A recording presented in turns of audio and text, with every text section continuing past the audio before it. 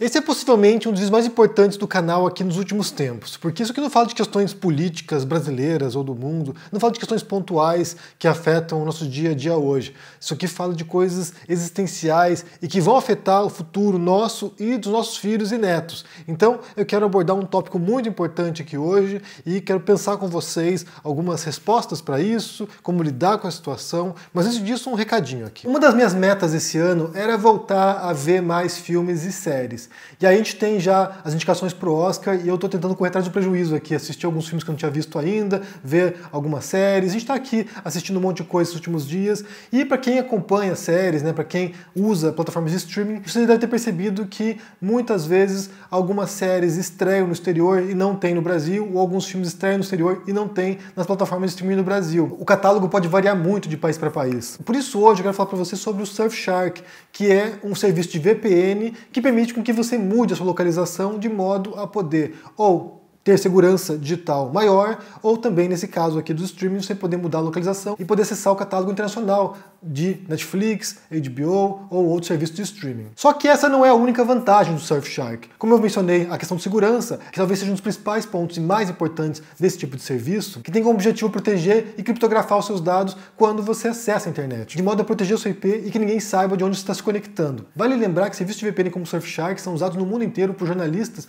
e comunicadores e personalidades, muitas vezes para driblar a censura estatal de governos autoritários. Por fim, se você curte viajar, o serviço de VPN também pode te ajudar a economizar em sua viagem. Você pode mudar sua localização e desse modo também aproveitar promoções locais em outros países, bem como ter descontos de aluguel de carro ou de hospedagem. Isso também evita que você tenha o seu cartão de crédito bloqueado ao fazer compras no exterior. Muitas vezes tem uma transação considerada como suspeita e aí você fica lá desprevenido na sua viagem. A grande vantagem é que com uma única assinatura você pode usar o serviço Surfshark em todos os dispositivos que você tem, que inclui celulares, computadores, tablets, smart TVs e assim por diante. Se você baixar o VPN Surfshark com o cupom abaixo, você terá 83% de desconto, além de 3 meses adicionais grátis. Essa é uma promoção especial para os seguidores do canal aqui. Você pode experimentar o Surfshark por 30 dias, e se por acaso depois desse período você achar que não serve para você, o que eu acho difícil, você pode solicitar o reembolso total. Então corra lá e aproveite essa promoção. Link aqui na descrição. Bem, a questão de hoje tem a ver com automação e com inteligência artificial.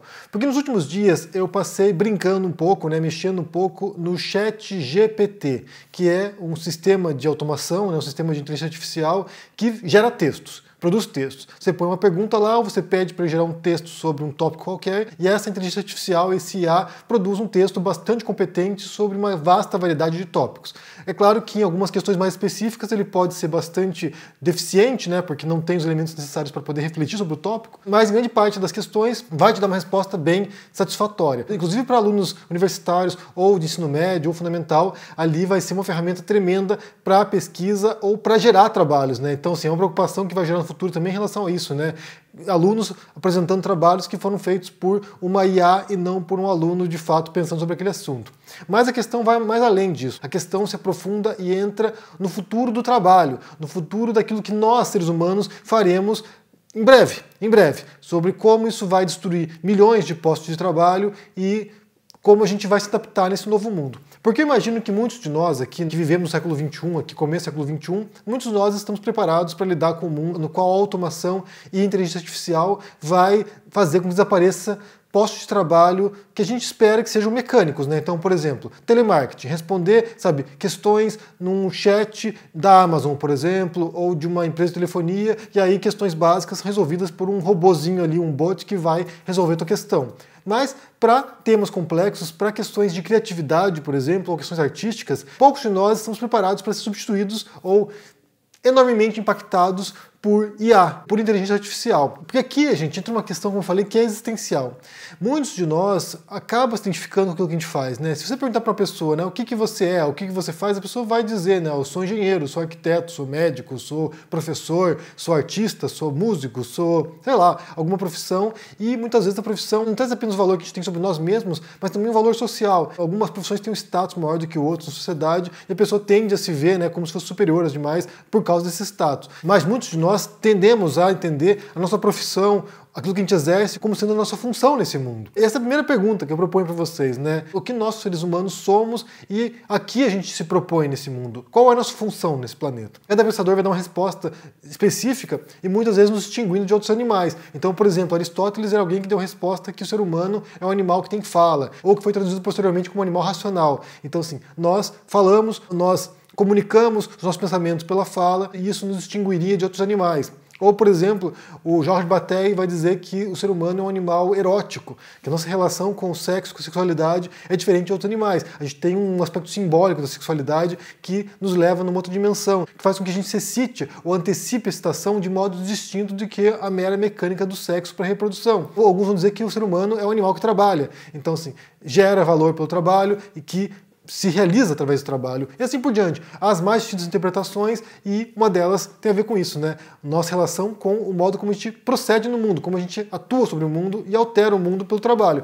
Se isso é afetado, se isso é transformado de modo radical, drástico, como a gente vai se entender, como a gente vai se compreender e como a gente vai criar sentido para nós mesmos no futuro. Se você não trabalha, por exemplo, se você não tem trabalho, não tem atividade nenhuma e nem artística, muitas vezes, porque os próprios robôs, as próprias IAs vão estar criando obras de arte, a gente vai falar um pouquinho sobre isso mais adiante, como é que a gente se entende como esse ser criativo? Como é que a gente se entende em relação à nossa própria subjetividade e criatividade e formas de expressão?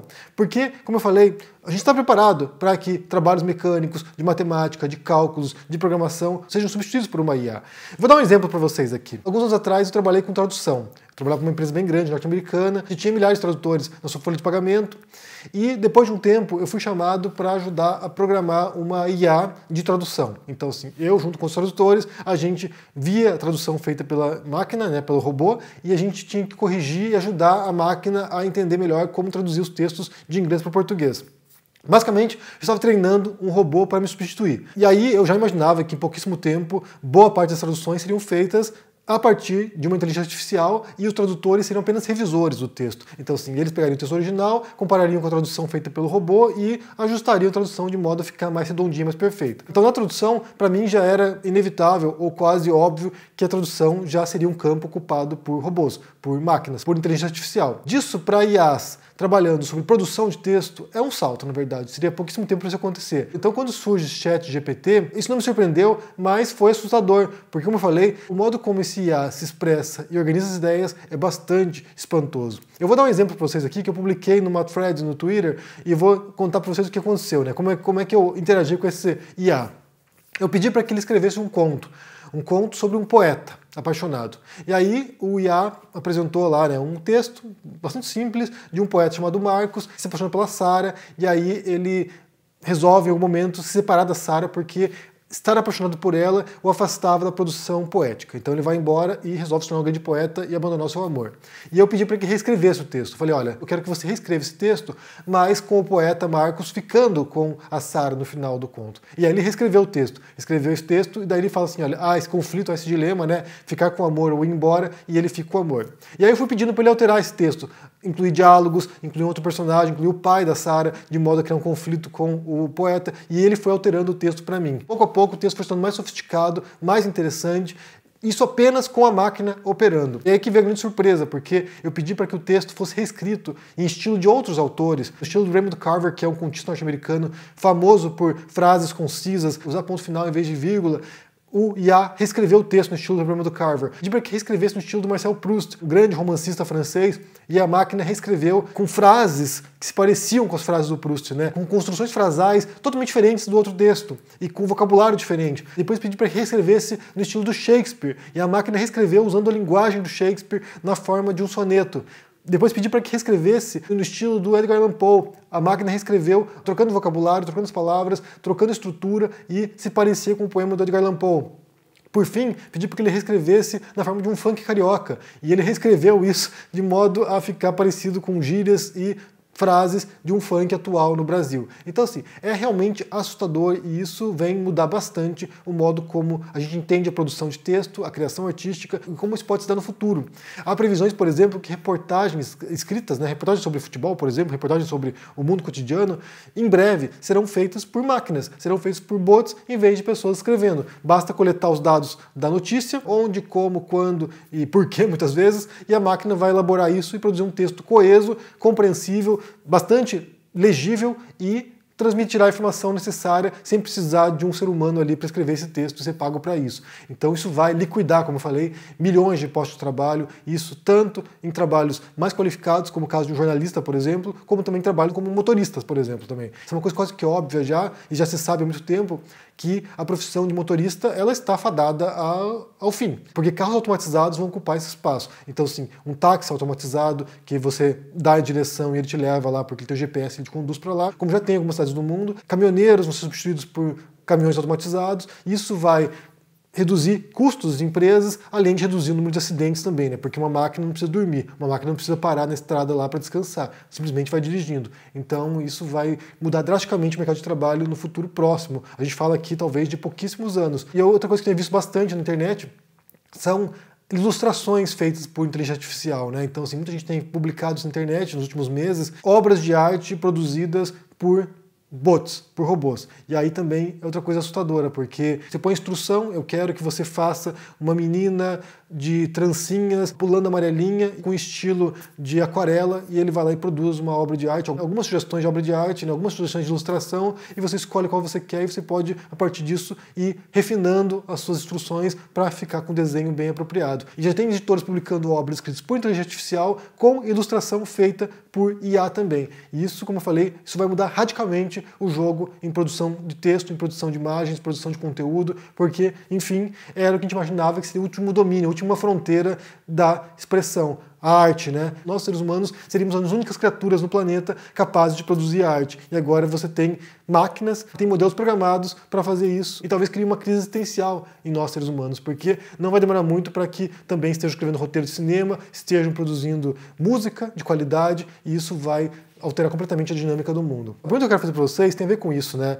Como você enxerga isso? Você tem acompanhado esses avanços de inteligência artificial? Porque isso aí já não é recente, mas sei lá, de uns meses para cá isso disparou. Eu tenho visto muita gente interagindo com IA e produzindo conteúdo, então é bem assustador e a gente está numa fase bem inicial disso, né? A gente pode imaginar que vai ter grandes avanços nos próximos anos e gradualmente vai ficar cada vez melhor e mais assustador. Então, como é que você tem visto isso, tem acompanhado essa progressão dos IAs? Também que você entende que será a profissão do futuro dos seres humanos. Se por acaso muitas profissões que hoje a gente exerce serão liquidadas por robôs, por máquinas, por automação, como a gente vai lidar no futuro com o trabalho e que tipo de profissão será feita por nós, seres humanos, primordialmente ou preferencialmente. É claro que algumas profissões não vão desaparecer, né? Imagine profissões que têm contato físico, né? Um ser humano tocando o outro. Massoterapeuta, por exemplo. Você não vai trocar por uma máquina, vai ter um ser humano lá fazendo massagem no outro. Analista, psicoterapeuta. Talvez até tenha algum tipo de automação que possa fazer isso, mas em grande medida exige uma certa empatia, um certo contato humano ali com a pessoa te ouvindo, te dando respostas e te orientando. Então, algumas coisas vão permanecer. Imagino que profissões que exijam liderança também, né? Alguém que na frente de um grupo, que precise motivar as pessoas, que precise estimular as pessoas e compreender as dificuldades emocionais dos seus colaboradores ou participantes ou funcionários, essa pessoa também vai ter que ser um ser humano. Geralmente coisas que envolvam comunicação ou envolvam esse contato pessoal ou envolvam transmitir emoção, isso não vai ser alterado, pelo menos não inicialmente, né? Até que criem uma inteligência artificial que tenha emoção. Aí realmente vai ser, sabe, vai ser de acabar com a nossa função nessa Terra. Mas como é que você entende isso? Se isso te preocupa ou não? Se isso te preocupa em relação ao teu futuro próximo ou dos seus filhos ou netos? Como é que você entende isso? Não me parece uma coisa que possa ser parada, que possa ser evitada. Me parece que é um futuro inevitável mesmo, porque vamos supor que um país resolva regulamentar inteligência artificial e outro não regulamente. Esse país que não regulamentou vai ter uma vantagem competitiva enorme e vai ultrapassar o outro em questão tecnológica. Então não me parece que isso vai ser evitado, isso vai seguir adiante. A gente vai ver muitas mudanças drásticas no modo como a gente interage com os outros, com nós mesmos e o modo como a gente compreende nosso papel como ser humano. Me diga o que vocês pensam sobre isso aí no comentário, se isso te preocupa, como eu falei, se isso te estimula, se te empolga, como é que você vê isso, como é que você vê agora essas IAs ocupando espaço artístico, de produção de texto, como eu falei aqui em relação a esse chat GPT ou em relação à produção de imagens, de fotos, de, sabe, ilustrações. Até um caso, vale mencionar para encerrar esse vídeo aqui, tem um caso de alguém que criou modelos em inteligência artificial para publicar no OnlyFans. E isso pode também mudar a indústria da pornografia, mudar a indústria erótica, sabe? Personagens falsas criadas digitalmente que vão substituir modelos reais que expõem seus corpos e suas imagens nesses locais, nesse tipo de plataforma. Como isso vai alterar também o jogo da relação nossa com o erotismo, com a sexualidade. Bem, me diga o que vocês pensam aí no comentário. É algo que me deixou absorto essa semana. Eu fiquei muito envolvido conversando com esse IA para entender como isso opera e foi bem assustador mesmo, mas me diga o que vocês pensam no comentário aqui embaixo. Deixa o joinha, se inscreva aqui no canal, se torne um membro ou um apoiador para dar uma força e se cuide por aí. Um abração e até mais. Tchau!